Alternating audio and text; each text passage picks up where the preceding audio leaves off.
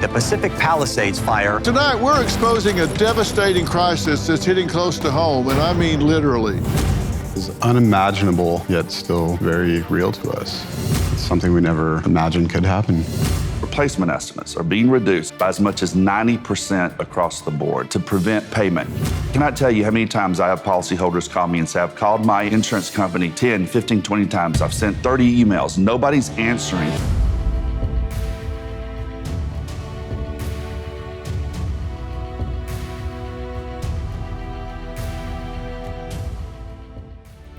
We are following breaking news right here on Dr. Phil's Merit TV. I'm Chris Gutierrez along with Lonnie Coombs as we continue to follow the raging wildfires that are roaring across Los Angeles County. The Pacific Palisades fire was just declared the most destructive fire in Los Angeles city history. Can you imagine?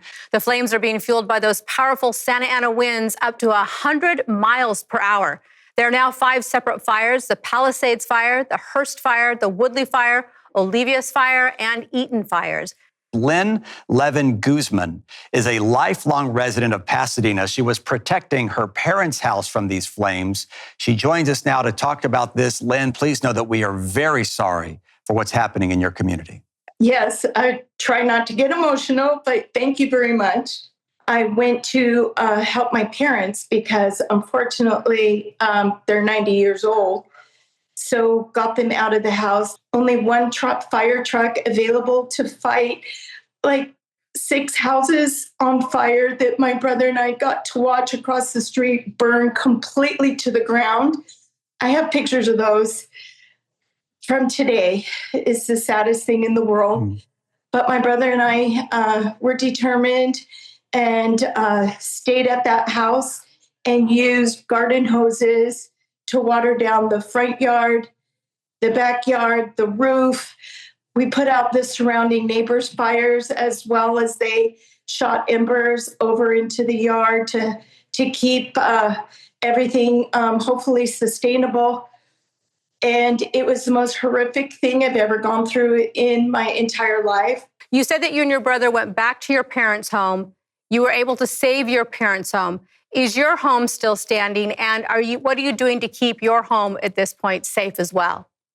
Luckily, my home was a couple blocks below the fire on the hillside. So the embers, there were a couple more streets above my house that were reaching these embers, but we had 90-mile-an-hour winds with embers, the size of dinner plates, like fireballs in the sky. As I hear you fight back your emotion, I can't even put myself in your shoes standing there in front of my parents' house with a water hose when winds topping 100 miles per hour, which is Category 2 strength hurricane force winds, blowing embers or what you call fireballs the size of a dinner plate around you. What's going through your mind at that point? It was even more so emotional because my parents' house got canceled by their insurance company.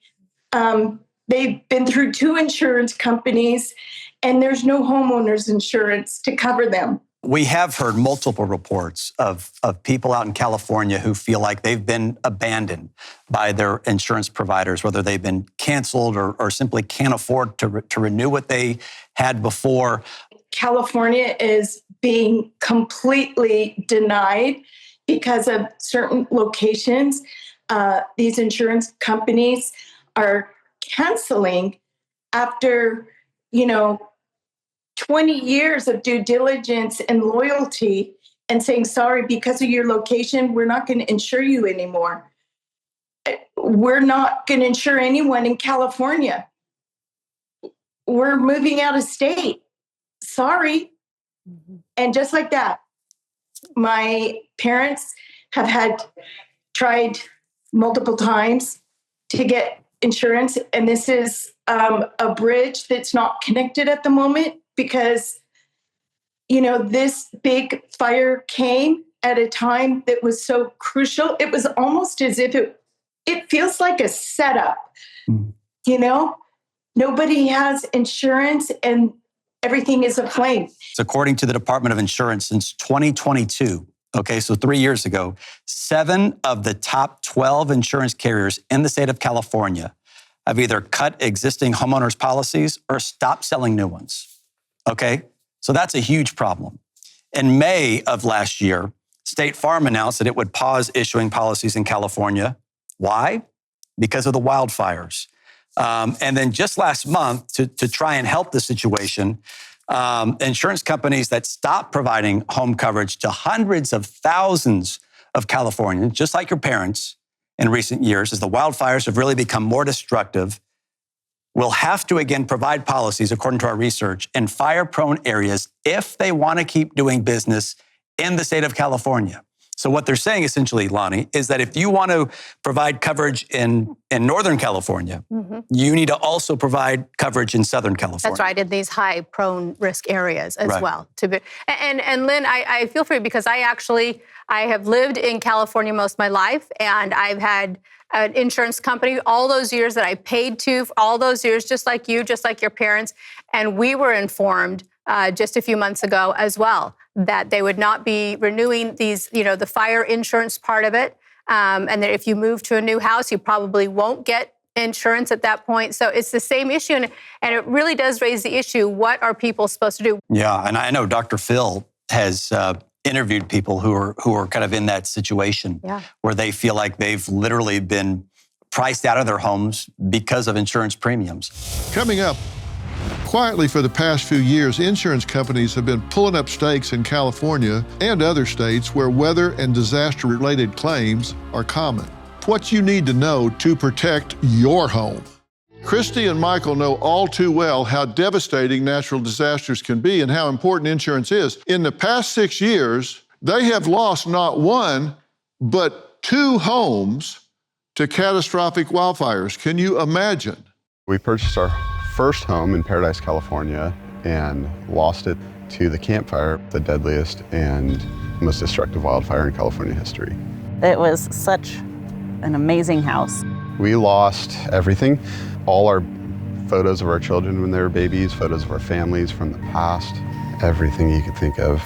We had really good insurance. Our insurance actually paid out enough to where we could purchase the house outright. That insurance policy jumped up to $12,000. We could not pay that. The evening that the park fire started, and it was initially just a warning, roughly 30 minutes after that first warning, we were loading our stuff into vehicles and hitting the road. When we left, we thought we'd be coming home later. No way this was gonna happen to us twice. You could see 150, 200-foot flames shooting into the sky. We're stopped. We're stopped.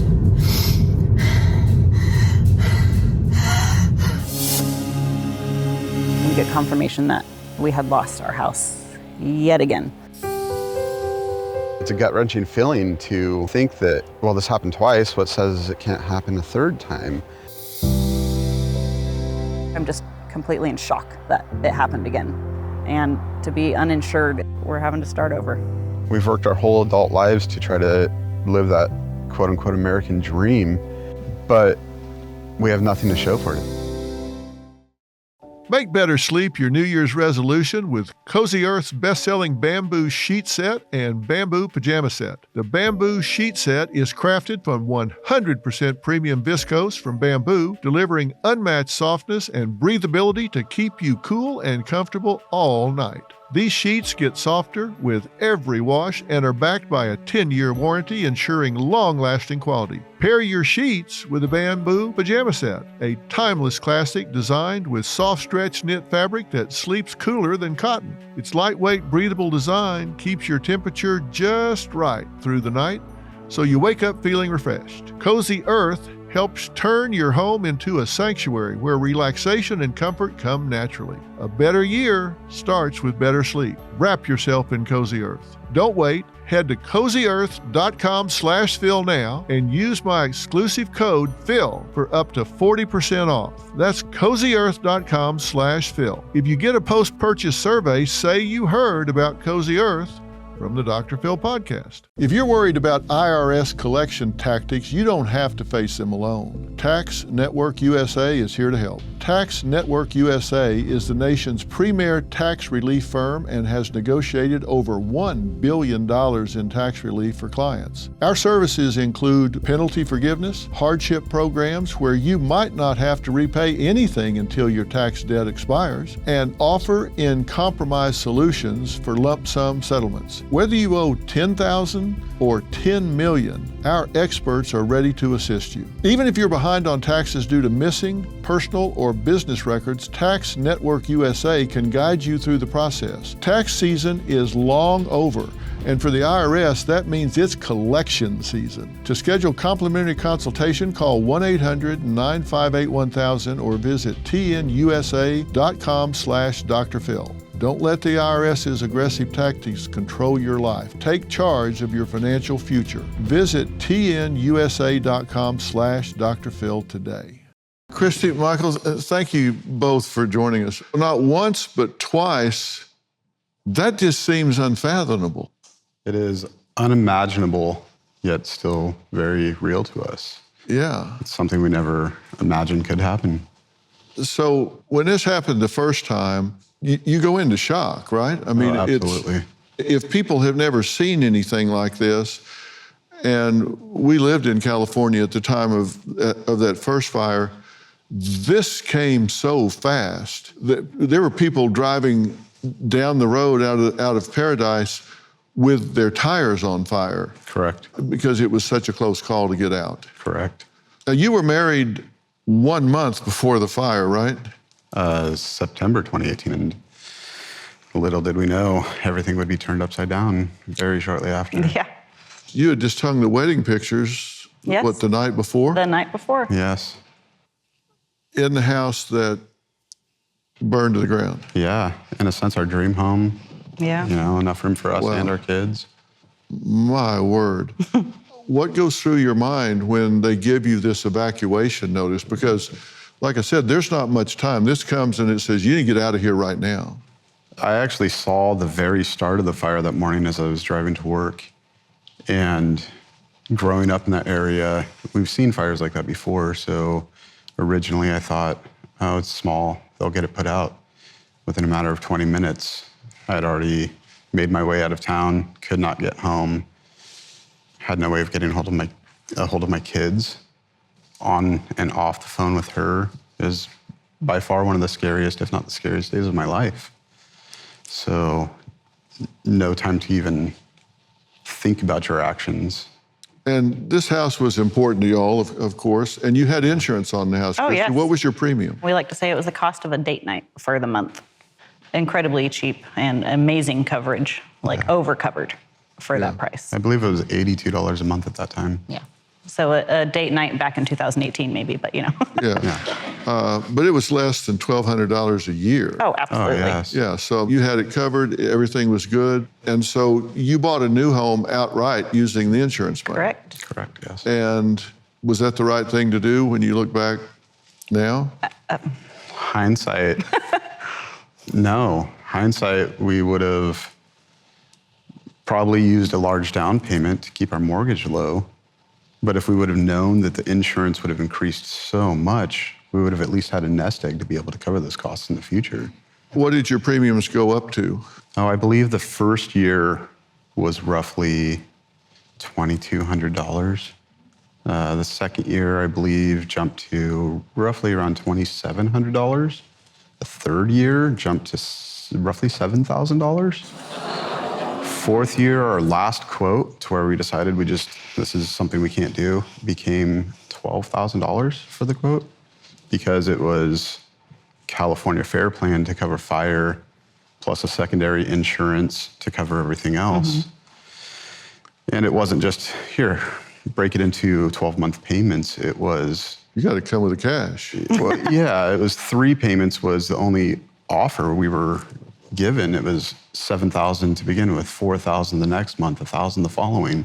Yeah. And we just couldn't afford that. So it went up something for us. 10x. Oh, yeah. It was... Went $1,200 a year to $12,000. Oh, yeah. We felt like we were being punished.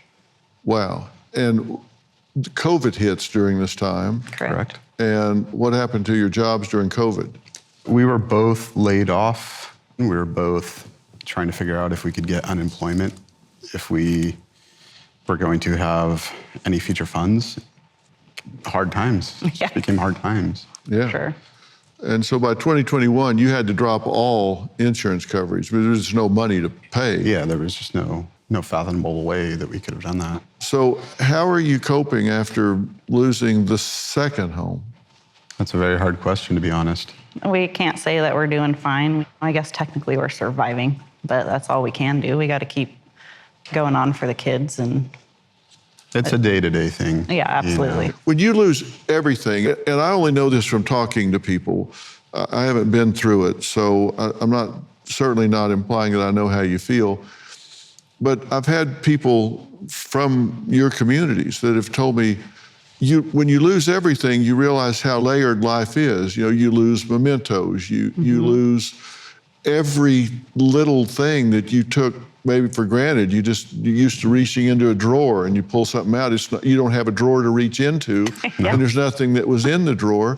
And your children, all their toys are gone. Everything that they love is gone. Clothing is gone. And it took 6 years to relayer your lives to the point where you say, okay, we're kind of back. Yeah. You're kind of back. Right. And then, boom, you get hit again.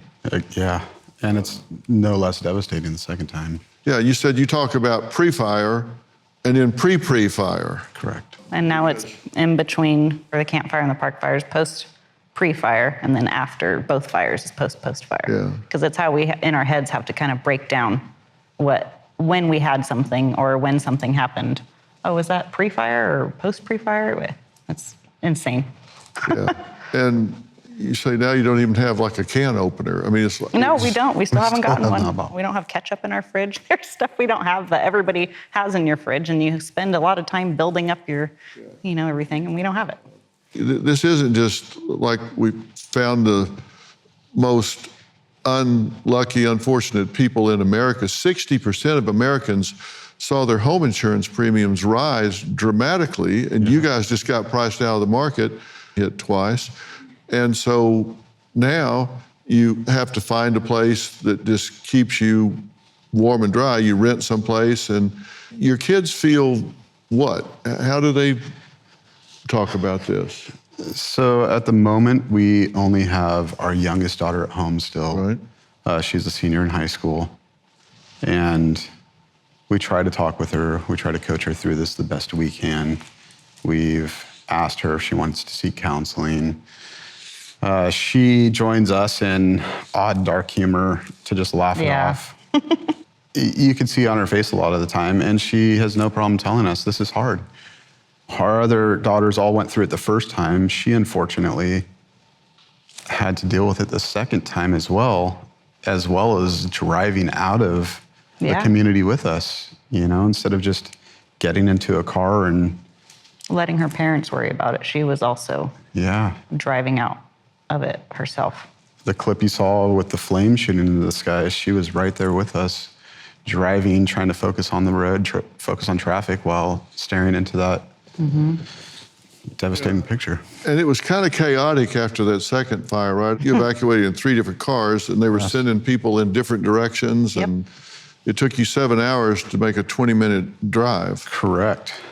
We maybe got 5 miles away from our house before we were stopped by emergency personnel, turned around, told to head north to where our one road town ends and wait on some logging roads until emergency personnel could help us. And that was 50% or so of our community that were told the same thing, all because we were maybe 5 minutes too late of leaving the house.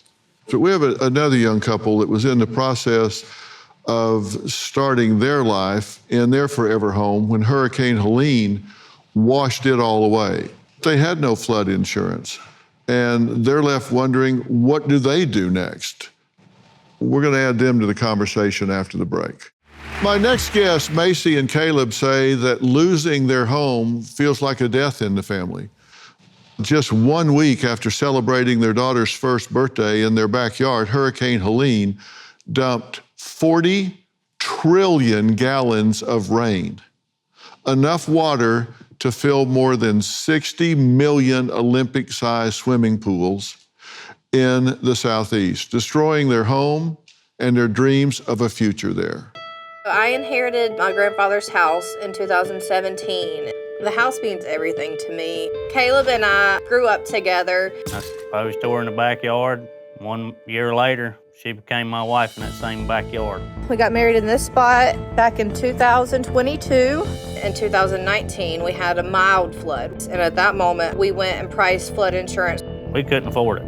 Every time it rained, you'd sit there and you're like, please don't let it rise. On September 27th, 2024, Hurricane Helene came in and destroyed our home. We stayed until we could not stay anymore, and we got all our stuff and we were out of there. Took our camper to higher grounds. We sat there and we watched our whole house go up.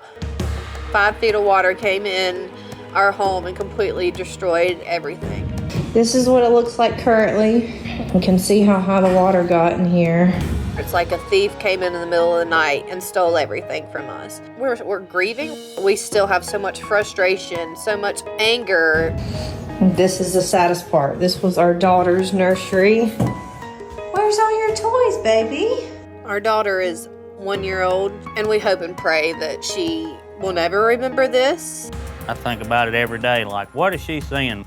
I worry about us. They're taking a toll on our marriage. This was our wonderful view that we used to have. It never gets easier coming back down here. Well, Macie, Caleb, thank you guys for being here. You say you felt forced to choose between really just essential living expenses and securing flood insurance for your home. Before we break off into that, I want to personally thank you for stepping into our state, assisting people. God bless you for that. Well, thank you.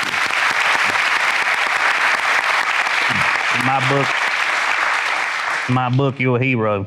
Well, thank you. The real heroes were the people that I met there, and I went into the mountain communities and along the river and all up and down, and I think I stated several times, I think it was America at its best.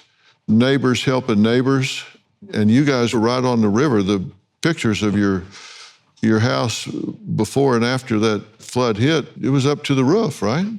Yes. Just complete loss. It's just hard to look at, isn't it? No, I'm telling you, it'll break your heart. Yeah. Especially that fourth picture right there. Yeah. Yeah. And that's your baby's nursery, right? Yes, sir. What was it like for you when you saw this happening to your home? Devastating. We sat there and watched the water rise. We saw everything go up.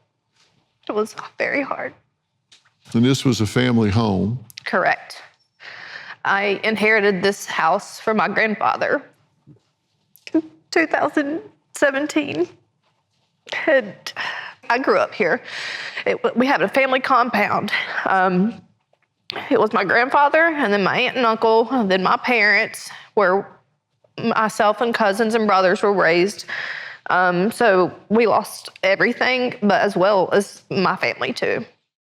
In times of uncertainty, stemming from economic volatility, political shifts, and global events, it's crucial to work together and unite as a country for a brighter future. Amid these challenges, it's important to take proactive steps to monitor and protect your finances and retirement accounts. That's why I'm turning to physical gold and silver to help protect my accounts, and you should too. Gold and silver prices reached record highs this year, and central banks are buying gold like never before. So get started today with Preserve Gold, the only precious metals company I trust and recommend. They have hundreds of five-star reviews and millions of dollars in trusted transactions. Preserve Gold is giving away a free precious metals guide with information on how to help protect your accounts. Just text Dr. Phil to 50505, and you can get up to $15,000 in free gold and silver with a qualified purchase. So don't wait. Text Dr. Phil to 50505 to claim this exclusive offer from Preserve Gold today.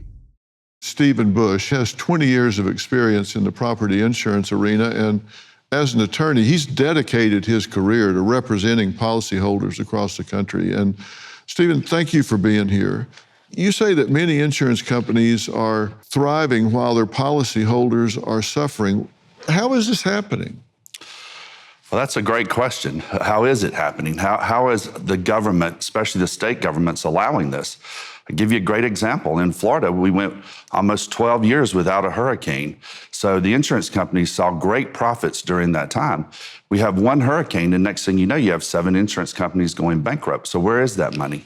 And I think some of the studies that have been commissioned show that that money went offshore, and that many of the CEOs, like you mentioned, had big bonuses. We were doing some research on this, and they make demands on what the rates are going to be, and they're complied with. We found all but 0.2% of the time, because apparently they're afraid if they don't comply, they'll just pick up and move out and leave people uninsured. That's exactly right. And again, speaking of Florida, that's what happened. Insurance companies made the threat that they were all going to leave unless they had these big, huge rate hikes, where we've seen over a 60% rate hike just in Florida in the last 2 years. And it's unfortunate that these insurance companies are increasing rates and decreasing coverages. So policies are stripped of coverages. You're paying more and you're getting less. It's the same way in California. There are some of the major companies that have just moved out. They just won't insure. There are 3 or 4 of the majors that will not insure in California at any price. That's right. There's certain sections of California where you can't get fire insurance at all. No insurance companies are insuring them for fire. So these people are having to basically self-insure and go without coverages or protection. And that puts you, the policyholder, the homeowner, in a very vulnerable position because they lose everything. And where are they going to get the resources to replace all of that? And it either has to come from their savings, retirements, or it's going to have to come from community and charity. And it has a profound effect on people. You say you've had 15 or 20 clients that you believe died from the stress of all this. Yes, I have had clients who have died during the claims process just from pure stress.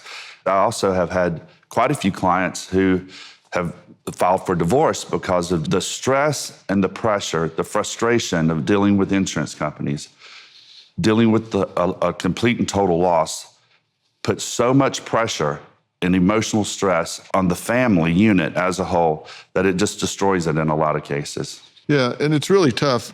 Robin and I have been through a number of direct hit tornadoes.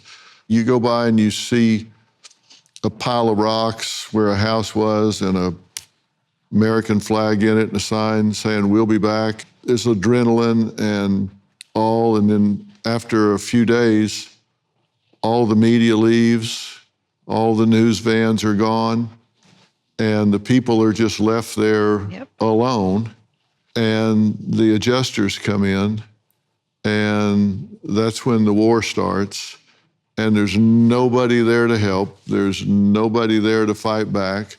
You remember us walking through the neighborhoods, and there's just insulation flying and getting in everybody's clothes, and gas leaks everywhere. People are afraid to turn on the electricity because there's still gas leaks going. You remember that? Yes, it was all devastating. It's like a war zone. It's like a war zone, especially with a tornado. But we've also been through a flood, which is so devastating. When the water recedes, everything just stays just like like the water is still in your home. And it's touched everything. And I can just imagine with a fire, same way you can't rescue anything. So yes, everything is so devastating, and it doesn't go away. We're gonna meet a California mother who says she's doing everything she can to protect her home, but the insurance companies tell her, "I don't care, it's not enough." We're gonna add her to the conversation after the break. Jamie is a mother and wife who thought she was doing everything right to keep her family safe, but now she says she is terrified the next wildfire could take everything from them.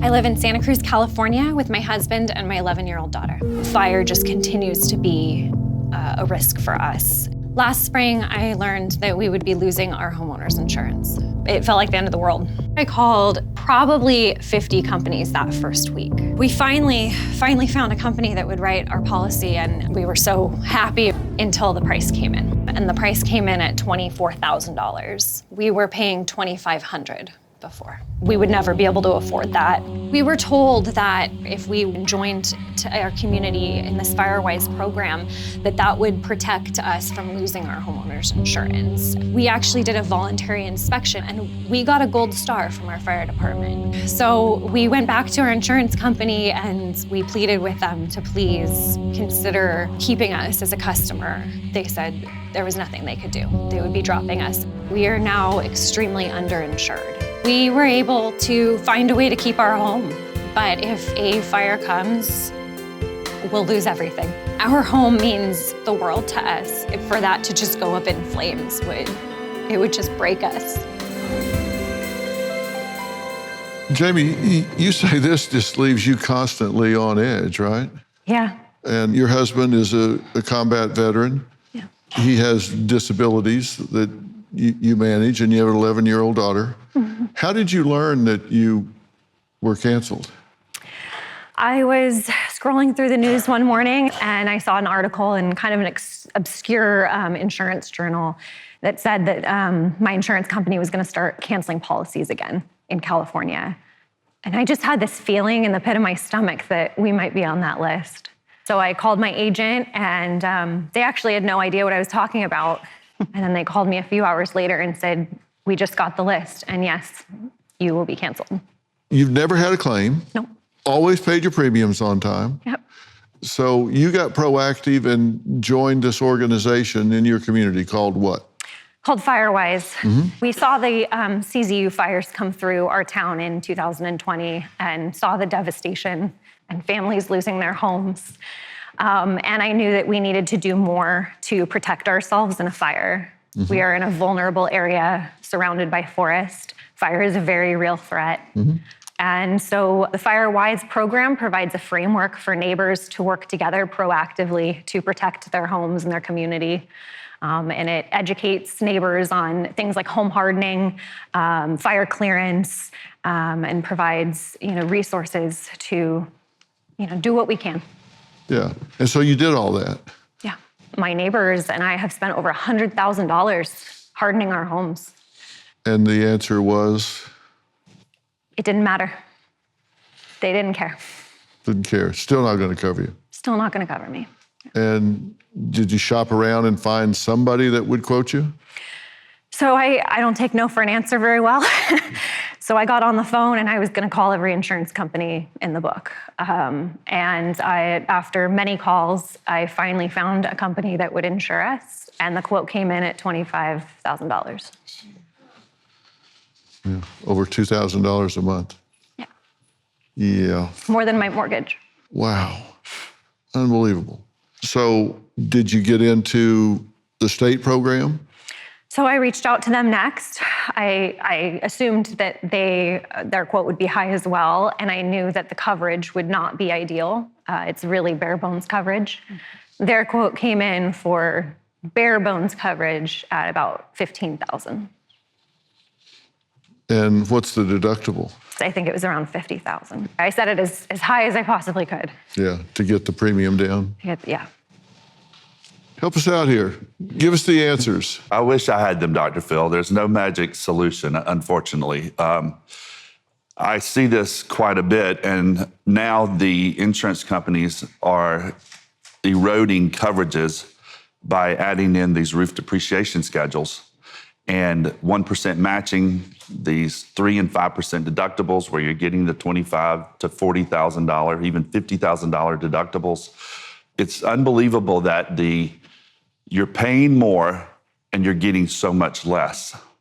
But still, the premiums are continuing to skyrocket. Yeah. Right. And you have to wonder where it goes, but the reports don't show that the carriers are losing money. What it's showing is that they're continuing to record record-breaking profits. If that's the case, what's happening? They're saying that they have to increase the premiums to cover these losses that they're making in underwriting, but the numbers just aren't adding up. You say sometimes the adjusters change their estimates and they've misrepresented costs to the clients. That's exactly right. Give me, what are you talking about? So I have the pleasure of representing some whistleblowers. These are adjusters who work for the insurance companies. These adjusters showed me over and over again where they would go out to a loss and they would write an estimate to replace that loss. Then they would send it into their third-party administrator, the TPA, or to the desk adjuster inside the insurance company. And they would change those estimates and reduce them down. An example of one of how much they were reducing them was he wrote an estimate for $400,000 and some odd for a total loss. The estimate that was sent to the policyholder was for $35,000. $35,000. Right. Now, this isn't happening just in one state. I now have evidence of this taking place all over the country. Repair estimates, replacement estimates are being reduced by as much as 90% across the board to prevent payment. So what carriers are doing, in my opinion, is they're playing the numbers game. If you want to get paid, you have to come make us pay you. That's why when you said a while ago, the war starts, man, that's great. I'm going to steal that from you because it's the truth. That is when the war starts. You can't get paid unless you force them to pay you. And unfortunately, many policyholders are not versed in this area of law, or this area, period. And because of that, they can't understand the policies because they're written to where sometimes I don't even understand what they're saying. And I work in this area for a long period of time. So where are the coverages? How do you determine what's covered, what's not? And if you have a loss, how do you get paid? The only way anymore to get paid properly, to get your coverages, is if you hire either a licensed public insurance adjuster or an attorney. And it shouldn't be that way. Insurance companies should extend coverage that is due to policyholders on the front end and stop trying to hide the ball to make policyholders go through hell to get paid. Sometimes it's just an attrition game, right? They just wear them out. It's just like, just wear them down. Finally, they'll just take whatever they offer them. I cannot tell you how many times I have policyholders call me and say, I've called my insurance company 10, 15, 20 times. I've sent 30 emails. Nobody's answering. Nobody's talking to me. They silence them. And they play the waiting game, hoping that they just go away. They deny. And every time they deny, you think about it, if they've got a big book of claims on their hands and they can push them off 30 days, 60 days, that's a lot of money they're saving by not paying those claims until 60, 90 days, sometimes a year later. They're making money on that money. Well, to give you a great example of that, in Florida, when Hurricane Helene hit, there were still 50,000 policyholders who had not been paid from Hurricane Ian 2 years prior. Why did it take 2 years and 50,000 policyholders are still not paid? Yeah, we got to talk about this. When we come back, Stephen is going to tell policyholders what they need to do to make sure they don't get taken advantage of. And I'm going to ask you guys what you plan to do. We'll be right back. Stephen, what can people do to protect themselves if they've got a claim? First and foremost, you need to get a complete certified copy of your policy. Most of the time, insurance companies send you the deck page only. Don't settle for that. You need the full policy with all of the endorsements so you can understand what you are paying for. What are your coverages? What are your exclusions? And you should do that up front. Everybody should do that. Get on the phone, get your insurance company to send you your full, complete policy to include endorsements. And they're entitled to that, right? They're entitled to that. Dr. Phil, even if you have a claim now, it's not too late. Get your policy now. Figure out what your coverages are. You should know what your coverages are so that you can talk intelligently with the insurance company. You need to verify these adjusters' reports. Ask for your adjuster's telephone number. Ask for their card. Ask how you can get in touch with them when they leave your house and turn their information in so that you can verify that what they actually wrote is what has come back to you from the insurance company. Are you entitled to know that? I believe you are. Some places they won't do it. It's going to be up to the adjuster whether or not they'll give you that information. Okay. I think they're entitled to know. Now, in the state of Florida, they've passed those laws, and I think there's laws coming in the state of Texas as well, where the adjuster has to give you their name and their information. You need to hire your own adjuster. You need to hire someone who's working for you on your side. If you hire a licensed public insurance adjuster, that public insurance adjuster should be able to read that policy and explain to you what's covered, what's not covered, and then help you navigate through this whole process. You can say the wrong thing and the insurance company will immediately deny coverage just by you saying the wrong thing. All right, so hire your own help. Now, I've had the same insurance agent forever. In fact, I think his son is my agent now. Are they going to help, or are they going to be loyal to the insurance company? You have to remember who's writing their check. Well, I'm writing them a hell of a lot of checks. Well, your check, though, is going to the carrier, not to the agent. The agent does work on behalf of the carrier. But at the same time, they should be working on your behalf too, right? So they're playing both ends against the middle most of the time. So you need to get somebody besides them. Absolutely. Your agent is not the one you need to call. Okay, that's what I wanted to know. They need to go hire a lawyer or this independent adjuster. Adjuster. That's exactly right. You need somebody that can work and fight for you on your side who understands this process, because it is very complicated. And in most cases, the insurance company don't explain things to you that I believe they should be explaining to you up front and telling you. So they prey on the ignorance of policyholders, and they don't feed into it to try to help you in any way whatsoever.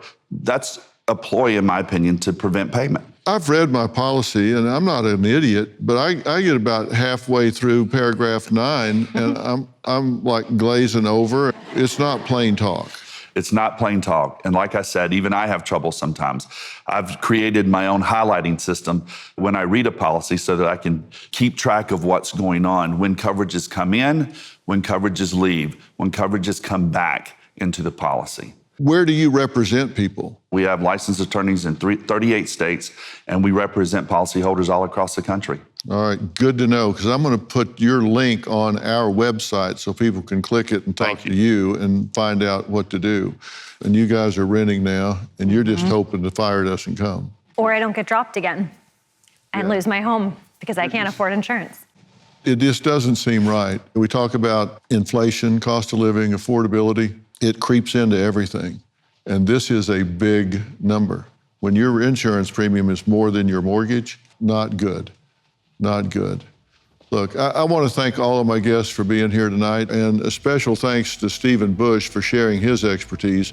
Leave here, go get a copy of your policy, because when something happens, have it in your hand, so when you call that licensed public adjuster, that's the first thing they're going to ask for, right? Exactly. And you're going to have that in your hands. And we got to start pushing back on this, and you do that by raising hell with your representatives and senators in your state.